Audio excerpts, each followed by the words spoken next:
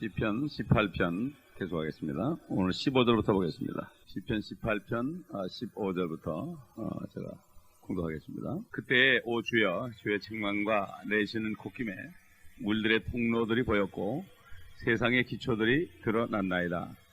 그가 위에서 보내시어 나를 취하시고 많은 물들에서 나를 건져내셨도다. 그가 나의 강한 원수와 나를 미워하는 자들에게서 나를 구해 주셨으니 이는 그들이 내게 너무 강하였습니다. 그들이 나의 재앙의 날에 나를 막았으나 주께서는 나의 의지가 되셨도다. 그가 또 나를 넓은 곳으로 데리고 나오시고 나를 구하셨으니 이는 그가 나를 기뻐하셨습니다. 자, 오늘 여기까지만 보겠습니다. 이 시편 18편 말씀은 다윗을 모든 원수들과 또 사울의 손에서 구해내신 날 주님 앞에 노래하여 찬송한 말씀입니다. 이 말씀은 그 다윗 시대에도 다윗과 사울 사이에서도 일어났던 일이고 또 마찬가지로 지금 은혜 시대에 적그리스도의 영들이 사람들을 통해서 그리스도의 영이 있는 하나님의 자녀들을 똑같이 괴롭히고 또 이 고난에서 구해내신 하나님을 찬송하고 이것이 반복되는 겁니다. 특별히 다윗은 예수 그리스도의 모형으로서 다윗의 시를 보게 되면 그 속에 자신을 얘기한 것도 있고 때로는 주님을 얘기한 것도 있고 이게 교차되기 때문에 우리가 이것을 잘 봐야만 합니다. 그러므로 교리적인 말씀이 있고 영적으로 우리 현재 사는 삶 속에서 적용되는 말씀이 있고 또 우리 앞에 있는 소망의 말씀이 있습니다. 특별히 이것은 유대인들이 환난 때에 당할 고통도 있고 오늘날 그리스도인들이 고난 가운데서 당하는 여러 가지 어려움도 있고 그러나 마침내 오늘 본문 말씀은 주님께서 이제 구원하시는 장면이 나옵니다.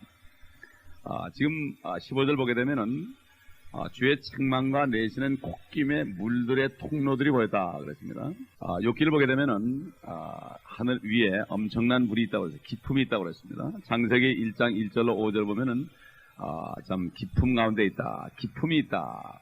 그건 뭔가 하면은 궁창 위에 하늘 위에 우주 공간에 엄청난 물이 있다는 겁니다. 그래서 그것이 얼어있다. 그래서 유리바다다 그랬습니다. 유리바다다. 그래서 사도 바울은 우리가 지금은 유리를 통해서 희미하게 본다. 그러나 그날에는 얼굴과 얼굴을 대볼 것이라고 그렇게 말씀했죠. 성경 말씀 속에서 우주 공간에 이 지구에 있는 5대양보다 훨씬 많은 물이 있고 그 지구에 있는 5대양은 한 통의 물방울밖에 안 되는 정도고 엄청난 물이 있다고 성경은 말씀하고 있습니다. 그래서 주님이 오실 때 그 물을 통해서 오신다. 그 기품을 통해서 오신다. 그래서 물의 통로들이 보인다. 그리고 세상의 기초들이 드러난다. 세상의 기초를 물 위에 뒀다고 그랬습니다. 그래서 이 말씀은 하박국 말씀, 하박국 3장은 특별히 재림하는 장면을 그대로 묘사한 건데 하박국 3장 15절 보게 되면은 이 물을 큰 물 무더기라고 그랬습니다. 그래서 하박국 3장 15절 보면은 주께서는 주의 말들을 타시고 요한계시록 19장에 있는 말이죠. 바다 곧 큰 물 무더기를 통과하셨나이다. 이 물은 분명히 하늘에 있죠.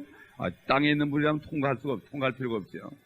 하늘로부터 큰 물 무더기를 통과하셨나이다. 이렇게 하박국 선지자를 통해서 말씀했고 또 사도 바울을 통해서 적그리스도에 관한 멸망을 얘기할 때 데살로니가 후서 2장 8절에 이렇게 얘기했습니다. 그리고 나서 그 불법자가 나타나느니 주께서 그를 자기 입에서 나오는 영으로 소멸하시고 그의 찬란한 오심으로 제거하리라. 영, 내가 이른 모든 말은 영이요 생명이라. 그러므로 하나님의 말씀은 좌우에 날이 서 있는 검과 같다. 이렇게 얘기했습니다. 그러니까 주님이 오실 때는 말씀하시면 그냥 말씀대로 다 이루어져. 너희는 다 죽어라. 그러면 죽는 거죠. 빛이 있으라. 중에 빛이 있는 것처럼 주님의 입에서 나오는 영으로 소멸한다는 것은 요한계시록에 그 입에서 큰 검이 나왔다. 이것은 말씀이 나온다는 얘기죠. 말씀이 나오면은 바로 검 같은 말씀이 나오면은 그대로 된다. 이런 얘기죠. 그렇기 때문에 여기 지금 시편 18편에 있는 말씀과 데살로니가 후서 2장 8절, 하박국 3장 15절 말씀이 전부 연결되고 결국 성경 전체는 결국은 영광 중에 다시 오셔서 죄와 사망을 다 도말하신 주님이 다시 오셔서 결국은 다시 회복한다 이거예요.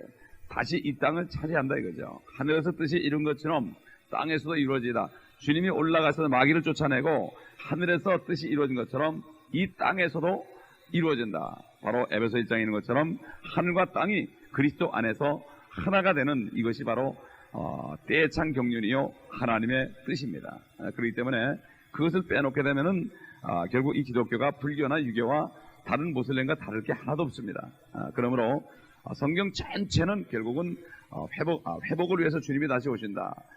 사람과 관계가 떨어졌고 교제가 끊어졌지만 그 원인이된 죄를 제거하셨기 때문에 이제 때가 되면 하나님의 자녀를 부르러 오신다. 지금 이 본문 말씀은 바로 주님이 오셔가지고 하나님의 자녀들을 구원할 것을 얘기합니다. 사실 이 본문은 욥기 33장과 38장, 42장 여기에도 쭉 연결이 된 말씀들이 있죠. 환란 때 2개월에 해당되는 42장, 욥이 대환란 때 이스라엘에 있게 될 곳 바로 에돔 땅 우수에 있다는 거예요. 욥이 우수에서 고통을 당했습니다. 바로 이스라엘 민족들이 환란 때 에돔 땅 우수에서 고난을 받는 것을 얘기했고, 욥이 7일 낮과 7일 밤을 땅바닥에 앉아 있었다는 것은 이스라엘 민족들이 7년 동안을 환난당할 것을 말씀하고, 42장 가보면 욥이 사로잡힘에서 돌이켰다는 것은 마지막 환난 끝에 주님이 오실 때 그들이 회개할 때 그들이 주님을 만날 것이다. 그리고 회복될 것이다. 이것을 보여주고, 특별히 38장에 보게 되면은 하나님이 욥에게 나타나는 장면이 나옵니다. 그래서 욥이 내가 주에 대해서 듣기만 하였지만 이제는 얼굴로 뵙는다 이렇게 말했죠. 이것은 한 38개월 정도 됐을 때, 후 3년 반 그렇게 됐을 때 결국은 주님이 나타나신다. 구원자로 나타난다. 이런 요한계시록에도 그 말씀이 있죠. 이런 한 아이가 태어난 것으로 묘사했는데 이 말씀 속에서 다 연결되는 것을 알 수가 있습니다. 그러므로 우리가 이 성경에 나타난 여러 가지 중요한 모형들을 볼 때, 특별히 그 이스라엘 민족들이 홍해를 건너서 그 바로 적그리스도 같은 파라오의 손에서 벗어나는 거, 이것이 바로 우리 성도들, 지금 신약 성도들의 휴거의 모형이 됩니다. 휴거의 모형. 그 다음에 마찬가지로 환란 때에도 성도들이 결국 용이 물을 뿜어가지고 그들을 떠내려가게 하지만 하나님께서 땅을 열어서 다 물을 삼키게 하고 그들을 페트라로 옮겨가는 이러한 것도 마찬가지. 환란 때의 휴거, 또 신약시대 지금 마지막 때의 휴거, 이 모형으로 볼 수가 있고, 시내산에서 율법을 주시러 강림하시는 주님은 바로 셋째 날에 오시기 때문에 이것은 그리스도의 지상재림의 모형이고, 욥이 구원받은 것은 이스라엘이 환란에서 구원받은 것 같은 그러한 모형으로 나타나는 것을 볼 수가 있습니다. 특별히 16절 보게 되면 그가 위에서 보내시어 나를 취하시고 많은 물들에서 나를 건져내셨도다. 문자 그대로 하나님께서 누군가를 취해가지고 많은 물들에서 건져내신다. 그러니까 지금 휴거되게 되면은 성도들이 올라갈 때 엄청난 물을 통해서 올라가게 되죠. 물을 통해서 올라가게 되죠. 많은 물들. 그래서 시편 148편 4절에 보게 되면은 여기에 또 하늘에 있는 물에 대해서 나오게 되어 있는데, 148편 4절 보게 되면 너희 하늘들의 하늘들과 하늘들 위에 있는 너희 물들아 그를 찬양하라. 물들까지도 하나님을 찬양하라. 그렇습니다. 하늘이 아니라 하늘들입니다. 하늘이 많이 있죠. 하늘들. 그렇기 때문에 결국은 많은 물들에서 건져내시는 것이다. 이 물이 덮고 있기 때문에 우리는 물에 갇혀 있습니다. 마찬가지로 이스라엘 민족이 홍해에 갇혀 있는 것처럼 물에 갇혀 있습니다. 지금. 그러나 주님이 오시면 그 물을 통해서 결국은 빠져나오게 할 것이죠.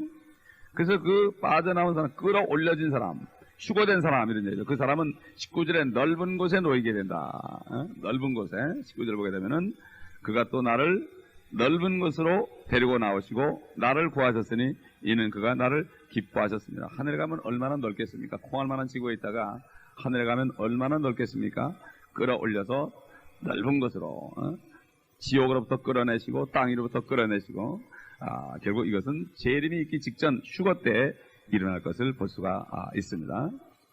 그래서 결국 시편 28편 29절에서 42절 앞으로 나오는데 보면은 아마겟돈에 대한 그런 묘사가 쫙 따라 나옵니다. 아마겟돈 때 일어날 일들, 이런 일들이 요엘서에 기록된 말씀과 연관돼 가지고 쭉 나오고 요한계시록과 연관돼서 계속 나옵니다. 특별히 지금 오늘 본문 말씀과 연관되는 중요한 말씀이 하나 있는데 이사야서 26장 20절 보게 되면 이사야서 26장 20절 보게 되면 21절과 20절을 보게 되면은 거기에 바로 이 장면이 또 나옵니다. 성경은 전부 통하죠. 그래서 내 백성아 오라 네 방들에 들어가서 네 문을 닫고 그 분노가 지나갈 때까지 잠깐 동안만 숨으라. 이건 이스라엘 민족들을 환난 때에 숨겨주실 얘기하죠. 보라 이는 주가 땅의 거민들을 그들의 죄악으로 인해 벌하시려고 그의 처소에서 나오심이니 땅도 피를 드러내고 그 살해당한 자들을 더 이상 가르지 않을 것입니다. 이것은 주님께서 이제 나와서 이스라엘 민족들을 결국 숨겨놓고 잠깐 동안 숨겨놓은 다음에 심판하실 것을 여기에 얘기하는 것입니다. 그렇기 때문에 결국 이 환란이라는 것은 이스라엘 민족을 다시 환란 속에 집어넣는 거죠. 이스라엘 민족. 그러니까 야곱의 고난의 때다. 결국 그들이 받은 죄값을 받는 거죠. 그들은 율법 시대에 살던 사람들이기 때문에 그들의 죄값을 받아야 되는 거죠. 그리고 예수 그리스도를 죽였을 때 빌라도 앞에서 그 피의 대가를 우리와 우리 자손에게 돌려라 이렇게 했기 때문에 그들은 히틀러보다 더한 적그리스도 치하에서 엄청난 고난을 받지만 욥이 받은 고난처럼 받지만 결국 그들은 회개하고 회복될 것을 얘기하고 있는 거죠. 그러니까 그러니 이 신약시대 성도들 2000년 동안 유대인들이 참 감람나무가 잠깐 가지가 꺾여서 거기에 접붙임을 받은 돌 감람나무, 돌 올리브나무가 같은 우리들이 참 얼마나 일부가 결국 완악해진 그 속에 접붙임을 받아서 뿌리로부터 양분을 취해서 생명을 받았다는 것이 얼마나 감사하고 특별히 이 시대에는 유대인이나 이방인이나 예수 그리스도를 믿는 사람들은 하나님의 자녀로서 백성이 아니라 하나님의 자녀로서 축복을 받는다는 거 얼마나 감사한지 모르고 이제 주님 곧 오시기 직전에 재림하시기 7년 전에 우리를 하늘에서 끌어올려서 그 엄청난 물을 통과해서 우리를 결국 구원하실 겁니다.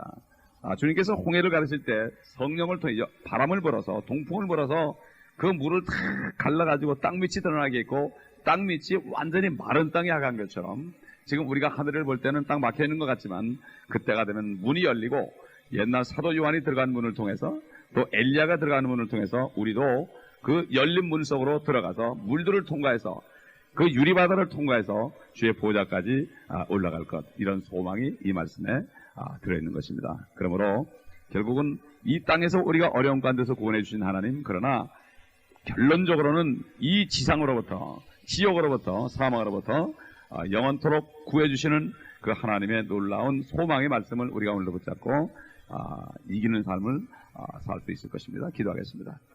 감사합니다. 아버지 하나님 믿음은 바라는 것들의 실상이라고 그랬습니다. 사도 바울을 통해서 또한 우리는 보는 것으로 행하지 않고 믿음으로 행한다고 그랬습니다. 우리의 믿음은 바로 우리의 믿음의 그 앵커는 그 닻은 주 예수 그리스도 안에 있고 바로 말씀 안에 있으니 감사합니다. 오늘도 우리에게 주신 생명의 소망의 말씀을 붙잡을 수 있도록 도와주심을 감사합니다. 사도 요한이 얘기한 것처럼 2000년 전 이미 적그리스도의 영이 적그리스도가 오리라 했지만 이미 와 있다고 한 것처럼 옛날 가인으로부터 시작해서 아버지 계속해서 마귀는 이 세상 신은 사람들을 통하여 자기의 일을 하게 하기 위해 많은 그리스도인들을 핍박하고 하나님의 백성들을 핍박하고 죽였나이다.